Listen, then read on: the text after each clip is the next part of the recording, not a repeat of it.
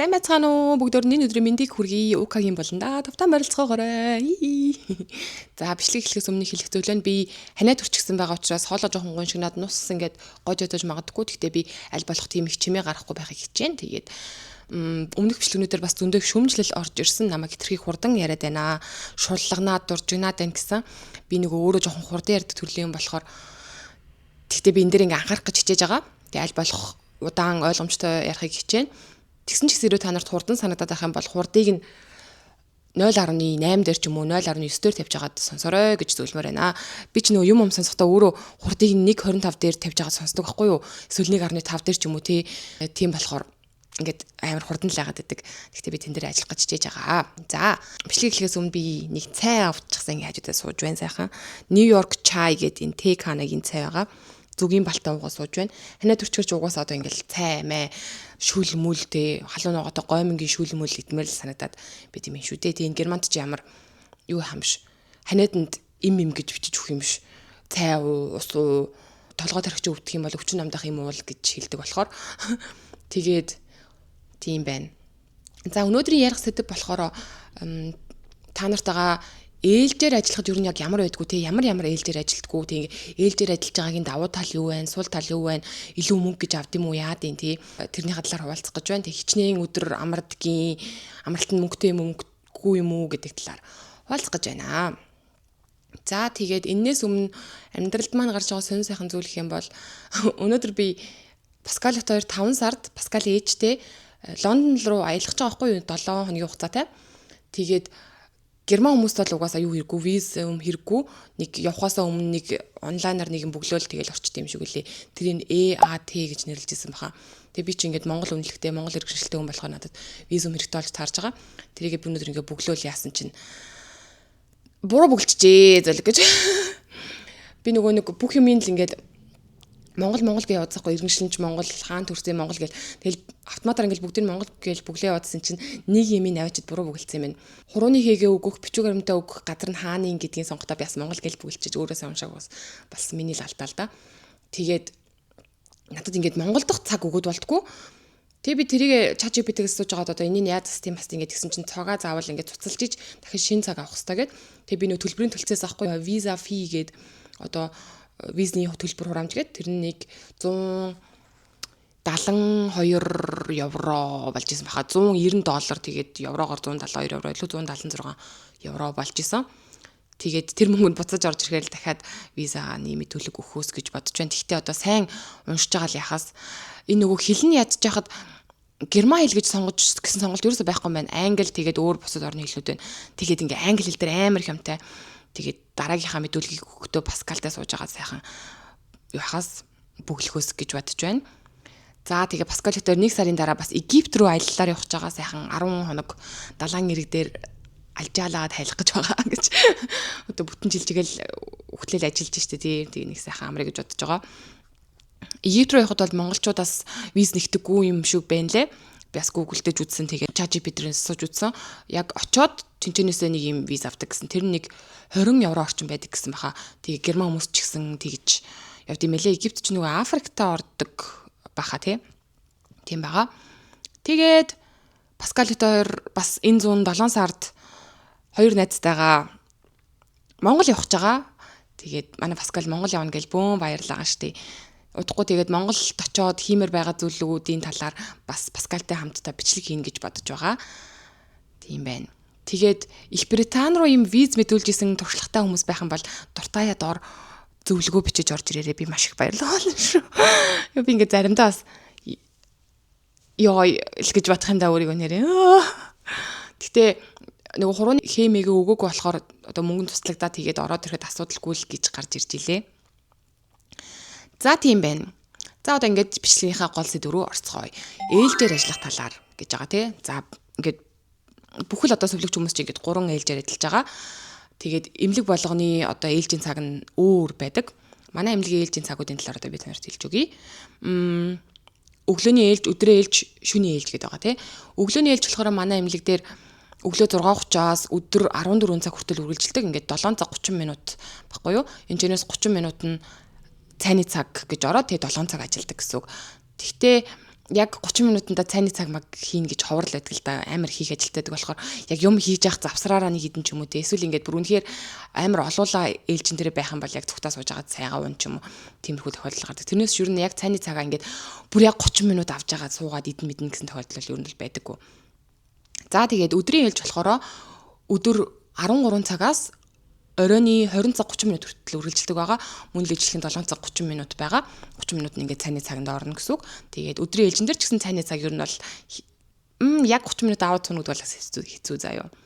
За тэгээд шөнийн ээлжин нь болохоор 20 цаг 5 минутаас өглөөний 6 цаг 50 минут хүртэл үргэлжилдэг байгаа. Ингээд нийтдээ 10 цаг 45 минут үргэлжилдэг байгаа. Энэчнээс 45 минут нь цайны цаг гэж яваад 10 цаг яг ингээд ажиллах хэрэгтэй гэж явдаг байгаа. Шөнийн ээлжин ч гэсэн ер нь цайны цаг гэж нэг яхдаг хийдэг юм дөө. Ягаад тэгэхээр нэг шөнийн 2 цагаас ихсүүлээд нэг 5 цаг хүртэл ингээд ер нь айгүй сайхан чимээг болчдөг байхгүй юу? Өвчтөнгүүд бүгдөө унтчихж байгаа учраас тэгээд тэг 3 цагийн хугацаанд ингээд дуртай хүссэн юм аасаа хийчих ингээд ерөнхийдөө болдог байхгүй юу? Гэтээс өдөр болгон тийм гэж байхгүй, өдрөөс өөр байдаг.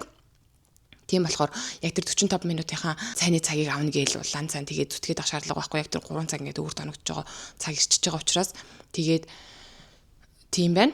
Тэгээ ингээд харах юм бол өглөө өдрийн ээлж хоёр ингээд 7 цаг, тэгээд шөнийн ээлж ингээд 10 цаг гэд тийм арай жоохон их байгааз. Тэгээд нийтдээ 7 хоногтой болохоор миний гэрээн дээр 38.5 цаг ажиллана гэж заасан байдаг. Тэгээд сардаа болохоор доор хаяж доотлол нь 2 шөнийн ээлж хийх хэрэгтэй. Би одоо хэрвээ дандаа өдрийн ээлж, өглөөний ээлж хийгээд тах юм бол 7 хоногтой 38.5 цаг авч чадахгүй шүү дээ. Тийм болохоор нөгөө шөнийн ээлж жоохон 2-3 ээлжийг хийж ич тэр цаг маань ингэж хөгдөж орж ирээд би яг 7 хоногийн 38.5-аар ингээд бүтэн цагтаа гарч ирдгээ гэсэн үг. За тэгээд сард 4-7 хоног байгаа шүү дээ. Тэрний 2-7 хоногт нь 7 хоногийнх нь амралтын өдрүүдээр заавал ажиллана гэсэн үг. Тэгэхээр ингээд сарын 2-7 хоногт нь чи ингээд заавал ажиллана гэсэн үг. Тэгээ 2-7 хоногт нь ингээд амралттай байж таарна. Тэгээд тэр ажилласан амралтын өдрийнхөө 2 өдрийг нөхөөд 7 хоногийн одоо 1-5 өдрийн хооронд ингээд чөлөө амралттай байж болно гэсэн үг. Тэр чинь ингээд зохицуулагдаад гараад ирчин. Тэгээд 2-7 хоногтоо 4 өдөр заавал амарсан байх хэрэгтэй байдаг. Тэр нь ингээд зохицуулагдаад ингээд ороод ирчдэг байгаа. Би тэгж та нарт одоо өөрийнхөө ээлжийн хуваарийг, ээлжийн планыг харуулнаа. За тэгээд амралтын хувьд гэсэн үг 1 жилийн хугацаанд бид нар 35 хоног яг цалинтай юм амралт авах боломжтой байдаг. Тэгээд тэрийгэ жилийн өмнө бүр одоо жишээлбэл 2026 оны амралтын хуваарийг 2025 оны 11 сард бид нар ингээд ярилцаад бүгд ингээд төлөвлөөд календар дээр ингээд бичээд тэмдэглэсэн байдаг байхгүй юу. За би тэрэнд тэнцэнээс тэдрийн хооронд амралт амар байна. Тэгээд бүгдөө ингэж зохицох хэрэгтэй. Тэгэхгүй бол бүх хүмүүс бүгдөө одоо ингээд 6 сард амралт авах юм бол хинч ажиллах боломжгүй шүү дээ. Тийм болохоор тэрийг ингээд харж зохицуулах хэрэгтэй байдаг.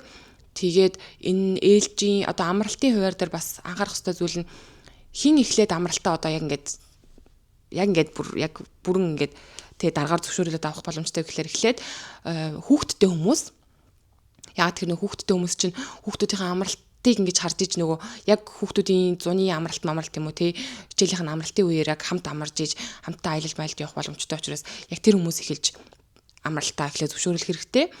Тэрний дараа ганцаараа хүүхдээ өсгдөг ээж аауд амралтаа зөвшөөрлөх хэрэгтэй байдаг. Зөвшөөрлөх боломжтой байдаг.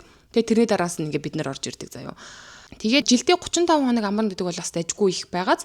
Тэгээд энэ дээр нэмэгдээд шөнийн ээлж хийх юм бол бас нэг 4-3 хоног жилдээ бас нэмэлтээр амралт гээд ороод ирдэг. Тэгэхээр нэг 39-өөс 40 хоног гэдэг ч юм уу те.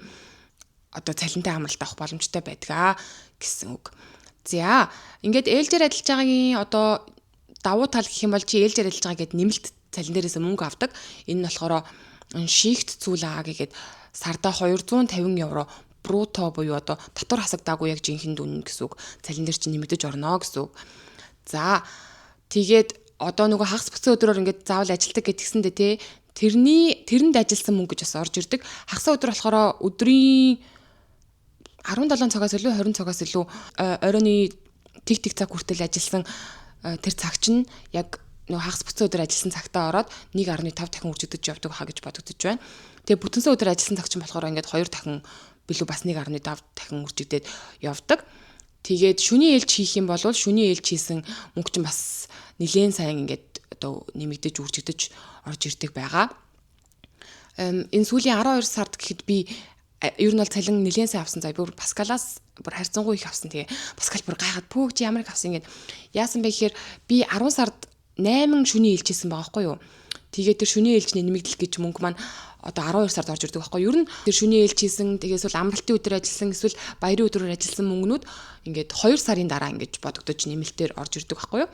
Тэгээд би 10 сард ингээд 8 шүний ээлж хийсэн. Тэрнийх нь 2 нь бүтэнсэн өдөр байсан. Тэгээд 2 нь бас хагас өдөр ажилласан нэг хэдэн цаг байсан. Тэнгүүтээ амралтын өдөр ажилласан нэг өдөр гэж бодогдож орж ирж ирсэн. Тэгээд цалин маань бол нэлээд сайн орж ирсэн. 12 сард. За одоо би та өөрийнхөө ээлжийн хуваарийг үзүүлье. За би болохоор утсан дээрээ энэ Super Shift гээд би одоо танарт хажуудалд скриншот хийгээд оруулчихъя. За энэ аппликейшнийг ашигладаг байгаа. За ингээд ишээгээ орлоо. Би танарт өөрийнхөө хуваарийг 10 сараас эхлүүлээд үзүүлчихв. 9 сараас эхлүүлээд үзүүлчихв. За 10 сараас эхлүүлээд үзүүлээ заяа. Одоо миний 10 сарын ээлжийн хуваар гэхэд энэ харагдаж байгаа байхгүй юу? Би танарт хажуудалд скриншот хийгээд оруулчихъя. За одоо энэ дээр харах юм бол за байж байгаа. Би жоох урагшилж байгаа танарт шууд ингээд үзүүлчих. Тэгвэл арай амар биш үү?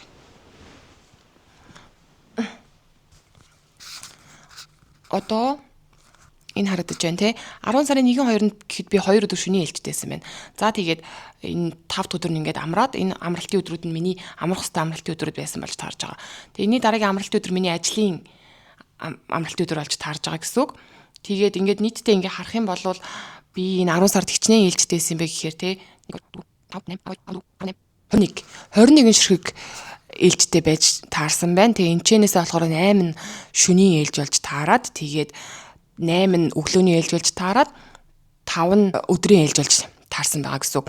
За тэгээд нөгөө юуныхаа шигт цүүл аага гэдэг байгаа шүү дээ тий. Сард авдаг 250 евро гэд тэрийг авахын тулд нэг ээлжнээс 2 ээлжийг сард заавал хийсэн байх хэрэгтэй. Одоо жишээлх юм бол өглөөний ээлж энэ сард заавал 2 удаа байх хэрэгтэй. Тэгжиж би өглөөний ээлжнээс 2 ширхэг, өдрийн ээлжнээс 2 ширхэг, тэгээ шөнийн ээлжнээс 2 ширхэг хамгийн доод тал нь ингэж байж бид тэр сард авдаг 250 еврогоо авах боломжтой болж байгаа гэсэн үг.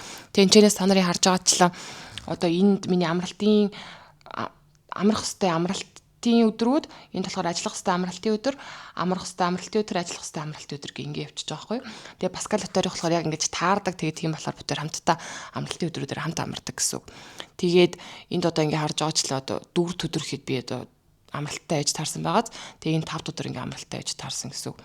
Тэгээ ерөнхийдөө ингэж харж байна. За 11-р сарын ажлынхаа хуваарийг харъя. За тэнгуүдээ би 11 сарын 3-наас 11 сарын 9-ний өдөр хүртэл амралттай байж таарсан яг жинхэнэ нөгөө хуваартай төлөвлөгөөтэй амралт гэсэн үг. За тэнгуүтээ буцаад ингээд 11 сарын 11-нд ажиллаж эхлээд ингээд 3 өдөр өглөөний ээлж хийгээд тэнгуүтээ ингээд зарим өдөр болохоор ингээд 7 хоног ингээд амралтгүй ажиллах ч юм уу эсвэл ингээд 8 хоног амралтгүй ажиллах иймэрхүү өдрүүд ч гэсэн ер нь бол гарч ирдэг байгаа. Тэгээ би 11 сард ихэд 3 ширхэг шөнийн ээлж тэгээд 6 өдрийн ээлж 4 өглөөний ээлж гэд хийсэн байна. За одоо ингээ 12 сарын төлөвлөгөө маань харах юм бол ингэж харагдаж байна. Энд дээр ихэвчлэн өглөөний ээлжил харагдаж байна те. Тэгээд 12 сарын 15 16-нд гэхэд би ингээд юу авсан байна? Амралт авсан байна. Тэгээд өглөөний ээлжинд ямар их өглөөний ээлж хийсэн бэ? 5 7 11 өглөөний ээлж, 5 шөнийн ээлж хийсэн байна. Тэгээд 2 өдрийн ээлж хийсэн байна. Энэ хоёрыг бүр заавал хийх хэрэгтэй байсан байхгүй. Тэгэхээр би энэ 2 өдрийн ээлжийг хийх байсан бол нөгөө авах хэрэгтэй 250 евроны нэмэлтээ авч чадахгүй байсан байхгүй юу? За тийм ингээд энэ одоо миний 1-р сарын ажлын хуваар харагдаж байна. За ингээд 1 сарын 1-нд би ингээд шөнийн ээлжтэйсэн байна. Ингээд 1 сарын 6-нд гэхэд энэ FBI гэдэг нь Ford Bildung байхгүй юу? Манай эмнэлгээс ер нь бол зөндөө их ийм бид нарыг сайжруулах одоо ийм сургалтуудыг зохион байгуулдаг. Тэгээд энд би орсон байгаа. Тэг ингээд 3 өдөр өглөөний ээлжтэй. Тэгээ энд болохоор бас нэг анзаарж байгаа юм нь одоо эндээс эхлүүлээд миний нөгөө ажиллах хэвээр амралтын өдөр ажиллах ёсгүй амралтын өдөр энэ төргээд жоохон одоо дүүх хайнанда болцсон байгаа. Энд орсон байгаа. Яа тэгэхээр нөгөө шинэ жилээр 24 25 26 чинь 100 сарын баярын өдөр шүү дээ. Тэгээд энэ 31 1 2 чинь Сильвеста буюу яг шинэ оны баярын өдөр болж таардаг. Энэ дэр ингээд бид нэр сонгож балдаг байхгүй юу? За хин нь яг 31 1-нд ажиллахын, хин нь 24 25 26-нд ажиллаад эсрэг талд нь ажиллах ингээд нэгэнд нь ингээд ажиллаад нэгэнд нь амрах хэрэгтэй байхгүй юу? Тэгээд манай Паскал чи мэдээж хэрэг гэрийнхэнтэйгээ юу тэмдэглэдэг учраас дуул сарын баяр тэмдэглэдэг учраас би ингээд энэ нөгөөр амраад тэгээд яг шинэ жилээр нь ажиллана гэд тэрийг ингээд одоо өгсөн. Тэгээд тэр маань ингээд хүлээн зөвшөөрөгдсөн байгаа. Тэгээд үнэхээр болохгүй бүтггүй байх юм бол тэгээд одоо ажиллахаас шахав та тий. Тэгээд баяр өдөр ажиллаж байгаагийн нэмэлт гээд 2 дахин залин нэмэгдэж орж ирнэ гэсэн үг. Тэгээд дээрээс нь шүний ээлж хийх юм бол бүр амар их мөнгө орж ирнэ гэсэн үг. Одоо энэ 12 сарын 31-ний 1-2-нд би амралтын өдөр тэгээд дээрээс нь шүний ээлж хийсэн гээд залин бол бас нэлээд дэжгүй орж ирэх байх гэж найдаж байгаа. Тийм ингээд сонгочж болдог байгаа. Өнөөдөр болохоор ингээд 1 сарын 12-ны өдөр би угнал ингээд өдрийн ээлжтэй байхгүй юу. Гэтэ би өвчтөг мэдгэцсэн байгаа. Тэгээд энэ доотлолт нөө Blue Dent намайг эцэн би өнөөдөр өрхийн эмнэлэг дээр өглөө цусаа өгсөн байхгүй юу. Тэгээд тэрнийхээ цагийг ингээд тэмдэглэсэн байгаа. Тэр мэрийг ингээд тэмдэглэж болдог энэ аппликейшн дээр их амар. Тэгээд би өнөөдөр өвчтөгэд мэдгэцсэн байгаа, маргаашгийн өвчтөгэд мэдгэцсэн байгаа. Яг тэр ингээд ханиад манайтай байж яваад очичхоор нөгөө зарим ажлууд амар тэмдэргүй байдаг байхгүй юу? Одоо ханиадаа юу алаа, бусдаа тараалаа мараалаа энэ төргээд. Тэгээ ер нь ингээ баг гэртэл байжсэн зүгээр байдаг зөө сайн ханиад банаа идгээгээд. Тийм байна. За тэгээд би ингээд 1 сарын 21-22-нд дахиад нэг юм юу авсан байгаа. Амралт авсан байгаа. Яа тэгэхээр миний өмнө жилийн 2025 оны амралтнаас 5 хоног үлдсээс ахгүй. Тэрийгээ заавал 1 сар, 2 сар, 3 сар 3-ын аль нэгэнд нь авах хэрэгтэй гээд.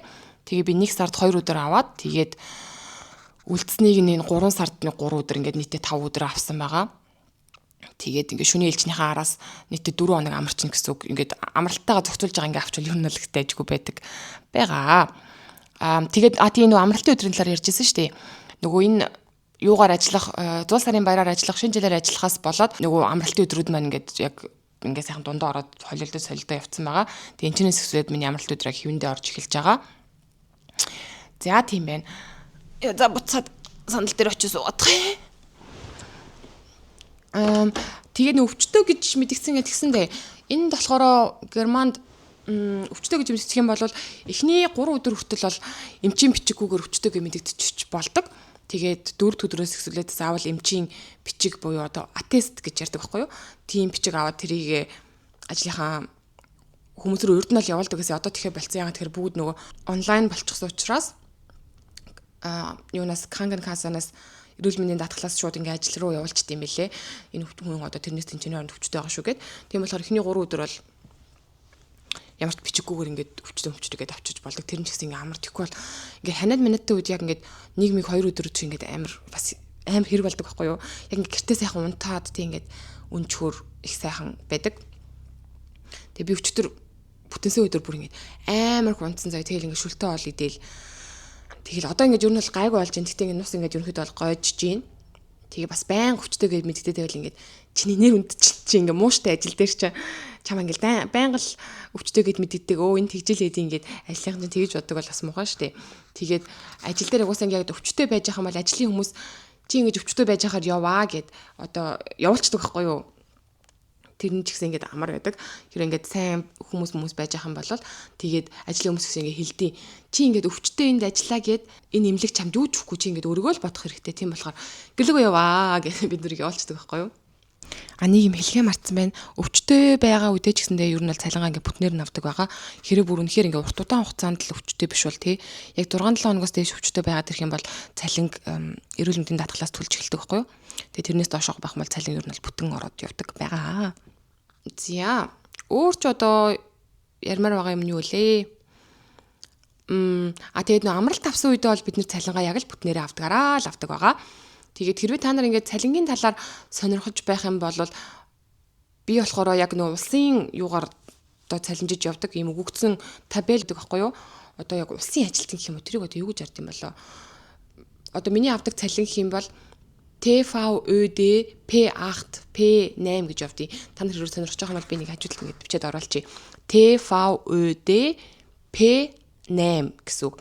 Тэгээд тэр нь болохоор ингээд бас ингээд ангиллуудтай 1-р зэрэг, 2-р зэрэг, 3-р зэрэг, 4-р зэрэг гээд. Би болохоор одоо 2-р зэрэг дээр нь явж байгаа. Яагаад вэ гэхээр Ausbildung төгсөөд одоо эхнийхээ ажлын жилд явж байгаа шүү дээ.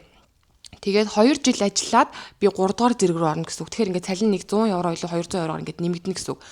За тэгээ би 3-р төвшөндөө байжгаад 3-р төвшөндөө 3 жил ажилласныхаа дараа ингээд 4-р зэрэг рүү очино гэсэн үг. Тэгэхээр ер нь энэ мэргэжил дээр ингээд удаан ажилласан хүмүүс нэг 4-5-р төвшин ингээд байж байгаа шүү дээ.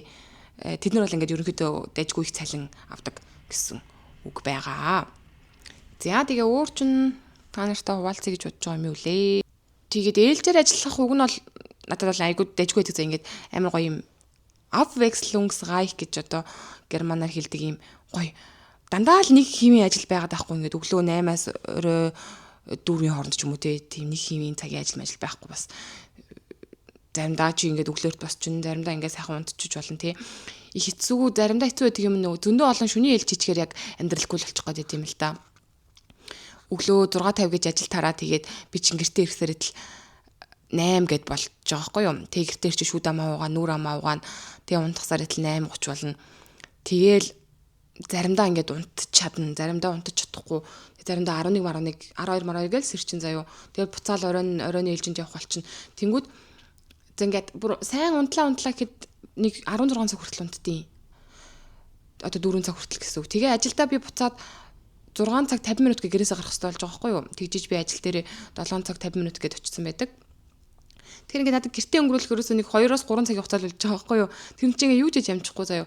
Нэг хоол хийлээд тэгэл ингээд өнгөрчихнө. Эсвэл ингээд усанд орох өдөр маань болоод толгой тархи угаах хэвээр өдөр байлаа гингүүд. Тэр чинь ингээд бас ингээд хөрх удаан үргэлжлэн штэ. Ингээд үсмэсээ гоё янзлж ингээд.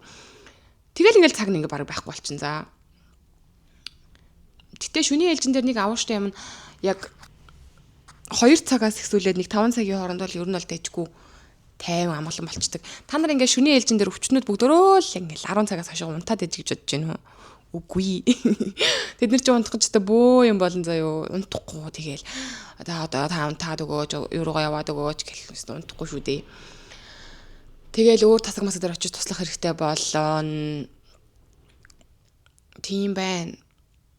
Тэгээд миний нөгөө өмнөх бичлэгэн дээр хүмүүс намайг энэ өөрөө баг депресд орсон юм шүү. Наад ажиллаа солиоч нүдэн гархилчаад гэсэн бэлээ. Тэгээд тэр угаас та нарт ойлгомжтой шүү дээ. Би өөлж өдөржингөө байгаа бичлэг хийхээр чинь хүний царай яаж олигтой харагдах вэ те? Нүдэн угаасаа ингээ гархилсан байх нь аргагүй. Тэгээд би хүнийг тийм муухай юу яасан ингээд гадаад үзэм одоо тэр хүнийг ингээд тийм газар сууж исэн ингээд алаг үзээд байгаа юм бол байхгүй. Тэр хүний харилцаа ямар байна? Тинчнээс би харж агаад бас өөрөө яаж харилцах уугүй юу гэдгийг шийдэн штэ. Тэгээд нөгөө өмнөх бичлэгэн дээр ярьсан тэр өвчтөн маань одоо хүртэл ингээд юм болгоныг муугаар хүлээж авч юм болгоныг одоо ингэж юм болгонд гомдол гаргаж явсаар л байгаа. Өчтөр бишээ 5 өдөр би өглөө ээлжтэйсэн. Тэгээд манай нэг хүнтэй ингээд ярьж байгаа байхгүй. Тэгсэн чинь тэнд ингээд дахиад гомдол гаргацсан сууж байгаа байхгүй юу? Нэг өдрийн ээлжний манай 2 хүн байдаг байхгүй юу? Надтай хамт манай сургуульд манай ангийн 2 хүүхдтэй байхгүй. Манай тэр цэцгэр ч одоо манай ангийн 4-5 хүүхдтэй байгаа байхгүй. Бид нэртэй ингээд айгуу сайн зууз. Тэгээд тэр хоёрыг ингээд муулцсан зогсож байгаа байхгүй. Манай тэр нэг өөр сөглөгчд тэр хоёр ингээд өвчтөнтэй хамт юу тоглож исэн. Ингээд ширээний хөлбөмбөг тоглож исэн. Тэгээ надаас ингээд хамт тоглох уу гэж юусаа асуугаагүй энтергээд. Тэнгүүтээ шүний ээлжин дээр тэр өвчтөн өөрөө нэг газар ороод ингээд туцаар яриа суусан юм шиг байгаа. Бид нэр 10 цагаас ихсүүлээд тасгийнхаа хаалга ингээд чойжилдаг байхгүй юу. Тэгээ бүх өвчтөнгүүд өрөөнүүдтэй байна уу гэдгийг нэг шалгачаа тэгээ хаалга чойжилдаг. Тэгээ чойжилчоод манай хүмүүс өрөөндөө сууж исэн юм байна л да. Тэгсэн чинь тэр өвчтөн л нэг 30 минут орчим нэг манай терапи хийдэг өрөөнд орж туцаар ирсэн юм шиг байгаа. Тэгтээ тэр өвчтөн ингээ хүлээгээд байсан байхгүй юу? Манай тэр хүмүүс тэр өвчтөн ингээд хайгаад энэ төрөөр явах нь уугүй юу гэж ингээ бүр ингээ хүлээгээс сонсон байхгүй юу? Манай тэгж хүлээгээгүй л байгаа байхгүй юу? Халах цайжлахаас өмнө тэр өвчтөн тасаг дээр байсан уу байсан одоо тэгэл унтна уу яана уу тэр хүний л асуудал шүү дээ. Тэгсэн чинь бас ингээд гомдолж байгаа. Намайг ерөөсөө тэгж хайгаагүй би одоо ингээд тэнд ингээд уцаараа ганцаараа сууж яхад намайг надад яаж нээж ин гэж ерөөсөө хайгаагүй энэ төргээ заяа бүр ёо. Чи одоо 30 настай штэ миний найзаа яах гээд байгаа юм бэ чи? Бүр ингээд амар пессимистик за. Тэгтээ би ингээд бодсон. Тэр хүн өөрөөр сураагүй бол угаасаа тийм байхаас өөр аргагүй те. Тэр хүнд хин ч ингээд зааж өгөөгүй. Ийм гоё өөр арга зам байдэн штэ гэдгийг зааж өгөөгүй болохоор